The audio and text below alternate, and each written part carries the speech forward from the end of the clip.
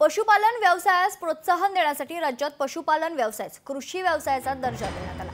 राज्यातील पशुपालन व्यवसायाला मोठा दिलासा देणारा हा निर्णय असून असा निर्णय घेणारं महाराष्ट्र हे देशातील पहिलं राज्य असल्याचं निवेदन पशुसंवर्धन मंत्री पंकजा मुंडे यांनी आज विधानसभेत केले।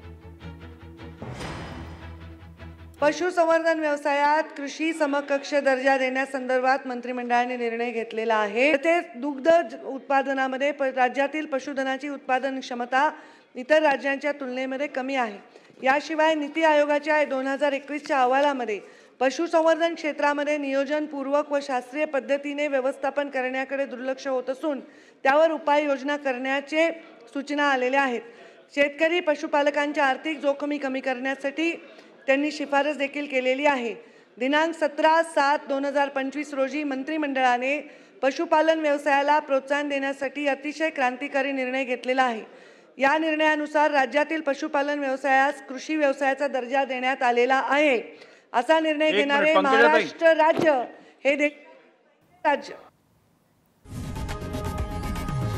लोकशाही मराठी ऐका, पहा, जागरूक रहा।